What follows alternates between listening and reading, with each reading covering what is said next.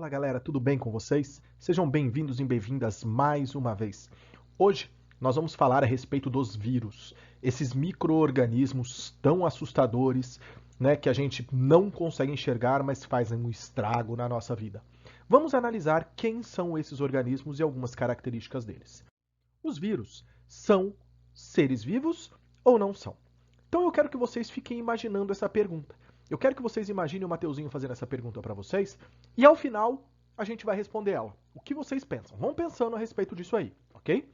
Agora, características gerais desses grupos. Primeira delas é que eles são seres acelulares, ou seja, eles não possuem células. Não.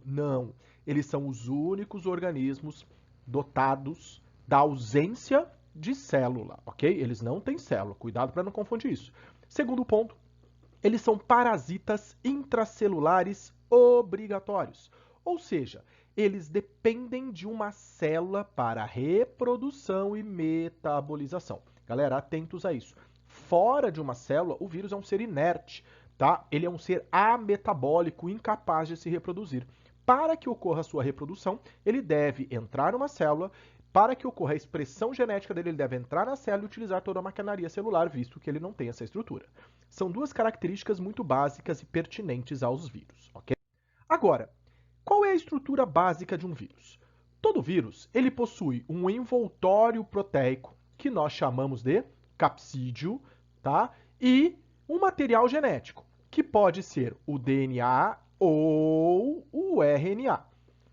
A grande maioria dos vírus possuem ou um ou outro, vai depender da sua constituição genética. De maneira geral, os vírus que possuem DNA são chamados de adenovírus, ok? Os de RNA, nós temos uma série de variações entre eles, mas nós comumente chamamos também de retrovírus, mas retrovírus é um grupo dentro dos vírus que tem RNA e a gente vai falar disso daqui a pouquinho, tá? Então, estruturalmente, nós temos essa ação. Um capsídio com material genético, só que ele pode ter variações. Nós temos aqui a constituição mais simples de um vírus não envelopado, onde ele só tem o capsídio e o material genético. Só que existe uma categoria de vírus chamado de envelopado, porque ele possui um envelope por fora do material genético, por fora do capsídio. Este envelope, ele é formado por uma membrana lipoproteica, ok? Este envelope é formado por uma membrana lipoproteica. O que significa dizer? Que ela se forma quando o vírus, após a infecção, sai da célula e ao sair ele fica envolvido pela membrana lipoproteica celular, tá bom? Então, o vírus envelopado e o não envelopado. Dentro dos não envelopados, nós temos alguns adenovírus que causam infecções respiratórias e vírus como, por exemplo, da poliomielite. Tá? Já os vírus envelopados, nós temos o vírus da herpes, da varíola, da rubéola e da gripe como exemplo desses vírus aí. Como nós estamos na moda, o coronavírus é um vírus envelopado, tanto que ele é chamado de corona, porque a sua estrutura do envelope parece se assemelha a uma coroa. Tranquilo? Agora, o que é um vírion? E vocês já devem ter ouvido falar desse termo. Um vírion é um vírus, uma partícula viral fora da célula. Quando o vírus está fora da célula, ele está inerte, ele está incapaz de metabolizar qualquer estrutura. Nessa condição, ele é chamado de vírion, beleza? Então, muita atenção a essa condição. Continuando, então, como se dá uma infecção viral? Por que uma infecção viral? Porque é o processo pela qual o vírus penetra numa célula. Como que o vírus penetra numa célula? Para isso, eles têm uma determinada especificidade. Por isso que as transmissões virais, muitas das vezes, não estão vinculadas a de qualquer forma. Cada vírus tem o seu próprio processo de transmissão, justamente devido à sua elevada especificidade. Dentro disso, proteínas, específicas do capsídio conseguem se ligar a proteínas específicas da membrana. Ocorre um reconhecimento e permite-se a conexão entre o vírus e a célula hospedeira para a sua infecção.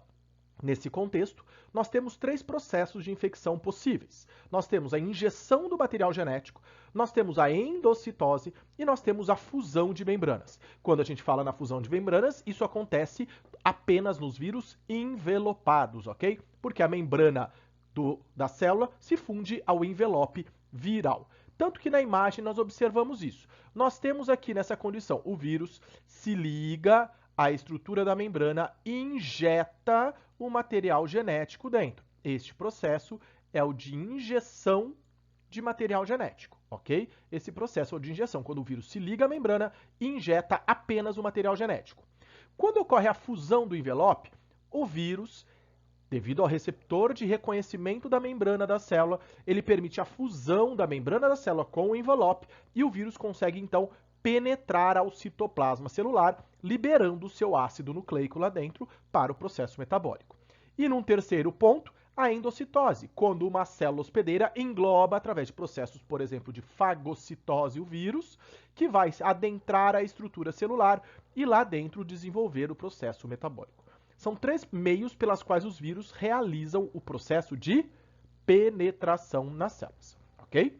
Agora, do ponto de vista de classificação, nós levamos em consideração o tipo de material genético que o vírus vai possuir.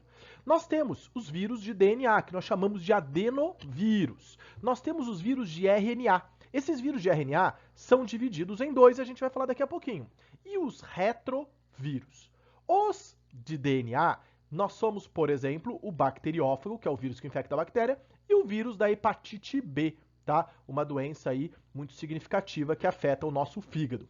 Já o vírus de RNA, ele pode ser um vírus positivo ou vírus de RNA positivo, ou um que é, por exemplo, da dengue, febre amarela, chikungunya, ou ainda o vírus negativo, ou vírus de RNA de cadeia negativa. Por exemplo, nós temos a gripe e o sarampo. Além dos retrovírus, onde o retrovírus mais conhecido é o retrovírus da AIDS. Então eu só coloquei os exemplos para ilustrar a vocês qual vírus e qual tipo de material genético os vírus mais conhecidos e mais atuais estão dentro do nosso organismo, ok? Qual é a diferença? O vírus de RNA com cadeia positiva, quando vai metabolizar, quando ele injeta o seu material genético ou ele entra numa célula e ele precisa se reproduzir, o que acontece? Ele segue o seguinte esquema. Ele injeta o seu material genético e o vírus de RNA com cadeia positiva, ele é um RNA mensageiro, ele atua como um RNA mensageiro. Então, a partir dele, diretamente, ele realiza a tradução e formação de proteínas virais que vão construir e montar um novo vírus.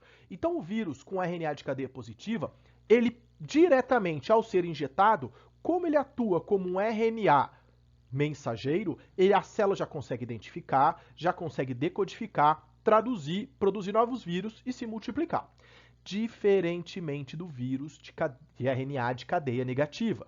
Por que é diferente? Porque o vírus de RNA de cadeia negativa, ao penetrar na célula por processo, por exemplo, de endocitose, ele vai liberar os RNAs de cadeia negativa, que estão amarelozinhos aqui. Eu vou mudar a minha cor aqui para ficar diferente, ó. Eles estão aqui, ó, amarelozinhos aqui, ó. Beleza? Só que eles precisam ser transformados em RNA de cadeia positiva. Porque os vírus de RNA de cadeia negativa não representam um RNA mensageiro. Eles precisam se transformar em RNA de cadeia positiva para, sim, fazer a síntese de proteínas virais, montar novos vírus para sair da célula. Gente, enquanto esse vírus de RNA de cadeia positiva faz a tradução, ele também multiplica formando novas partículas de RNA de cadeia negativa. Então, galera, atenção. O vírus de RNA de cadeia positiva, ele já é um RNA mensageiro. A célula consegue traduzir, formar partículas virais, produzir novos vírus e liberar. O vírus de RNA de cadeia negativa, não. Ele precisa transformar essa cadeia negativa em um RNA de cadeia positiva, que vai ser o RNA mensageiro, que vai produzir partículas virais e gerar novos vírus, ok? Muita atenção a essa condição. Agora, nós temos os retrovírus. Velho, eu gosto muito dos retrovírus porque a AIDS é um assunto sempre muito atual aí, ok? Então, os retrovírus, como por exemplo ilustrado o vírus da AIDS, ele traz consigo uma enzima chamada de transcriptase reversa. O Mateuzinho apareceu para mostrar para vocês esse detalhe. O que a transcriptase reversa faz? Ela transforma o RNA, que é o filamento que o retrovírus tem, esse RNA do retrovírus não é nem de cadeia positiva, nem de cadeia negativa, tá? Esse RNA, ele precisa ser transformado em DNA. O processo de fazer DNA em RNA, transcrição, todo mundo sabe, tranquilo. Agora, o processo contrário, eu preciso transformar o RNA em DNA, ele é realizado de maneira específica por uma enzima chamada transcriptase reversa. O processo, transcrição reversa. Então, o retrovírus se caracteriza por necessitar, a partir do seu RNA, a ação da transcriptase reversa e se transformar em moléculas de DNA, para aí sim ocorrer a tradução, para aí sim esse elemento sofrer o processo de tradução. Então, muito atentos a isso. Quando ocorre a ação da transcriptase reversa, a mutação acontece em grande escala, tanto que muitos relatos dizem que a dificuldade de encontrar a cura para o vírus da AIDS, que é um retrovírus, está no fato de que, devido à alta incidência mutagênica, todas as vezes que acontece esse processo, dificulta-se a descoberta de algum método eficaz na eliminação desse vírus e na cura dessa determinada doença, ok? Então, muito cuidado com os retrovírus. Vamos lembrar de novo? O vírus, RNA de cadeia positiva, RNA de cadeia negativa e retrovírus, todos têm RNA como material genético. Acontece que o RNA de cadeia positiva, ele já é um RNA mensageiro, ele já consegue fazer a tradução diretamente. O de RNA de cadeia negativa, não. Ele precisa formar o RNA de cadeia positiva para depois traduzir. Já o retrovírus, ele não consegue fazer isso. Ele precisa ser transformado em DNA para depois realizar o processo metabólico de tradução. Ok? Muita atenção. Cuidado com a questão da transcriptase reversa e do vírus do retrovírus. Ok? Agora, então como funciona então o ciclo de vida de um vírus? O ciclo de vida ele faz referência ao processo de multiplicação, de reprodução de um vírus. Como funciona? Ele segue dois tipos, o ciclo lítico e o ciclo lisogênico. Para a gente estudar isso aí, nós falamos do ciclo do bacteriófago, que é um vírus que infecta a bactéria. O que acontece nessa condição? Galerinha, para ilustrar, nós vamos ver essa imagem. Nessa imagem, o que nós vamos ter? O vírus fazendo uma aderência à célula. Quando ele se adere à célula, ele promove a injeção do material genético dentro do citoplasma. Essa estruturazinha é o material genético do vírus. Se ele seguir o ciclo lítico, o que vai acontecer? Ele vai degradar o DNA da célula hospedeira, no caso aqui da bactéria. Ele vai duplicar o seu próprio DNA, utilizando o DNA da bactéria que ele degradou. Ele vai sintetizar as suas proteínas em novos DNAs virais, montar novos vírus e promover a lise da célula hospedeira, no caso da bactéria. Com isso, eu formo novas partículas virais, rompendo a estrutura da célula, promovendo a lise, por isso o ciclo lítico. Já no ciclo lisogênico, o que acontece? Ele injeta o material, esse material genético vai interagir com o material genético da célula hospedeira, ou seja, ele vai formar uma estrutura chamada de profago, que é o DNA da célula, no caso da bactéria, com o DNA viral. Nesse momento, as células vão se multiplicar. No caso das bactérias, elas vão sofrer divisões binárias. Vão fazer várias gerações bacterianas contendo o vírus, o DNA viral agregado a ela. O princípio básico da reprodução é multiplicação do material genético. E é isso que vai estar acontecendo. Feito isso, eu estou multiplicando o material genético. Pode ser que ele separa. Pode haver separação do DNA viral. Quando esse DNA viral se separa, o que ele pode fazer? Ele pode migrar de ciclo. Ele pode ir do ciclo lítico para o ciclo lisogênico. Ao migrar, pode ir do ciclo lisogênico para o ciclo lítico.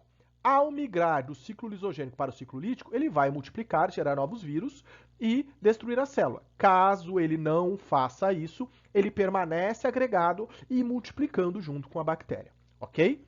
Uma observação. Uma das causas de desenvolvimento de câncer pode ser uma infecção viral, tá? Se você ouvir essa afirmação, muito atento a isso, tanto que existe a conexão do HPV, o vírus, o papiloma vírus humano, com o desenvolvimento de câncer de colo de útero. Está ligado a uma infecção viral e o desenvolvimento de um câncer muito por ação dessa questão viral, ok? Tranquilo, galera? De boa? É sempre um prazer enorme, uma satisfação imensa estar aqui na presença de pessoas tão lindas como vocês. Lembrem sempre, Bio é Vida, Mateuzinho com vocês e até a próxima!